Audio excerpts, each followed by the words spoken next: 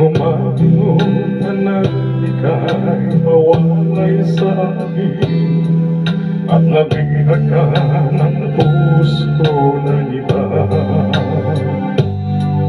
Nagkaalaman sa isa't isa'y anong sakit na rin, pagkat langit ko ay ang ibigin ka.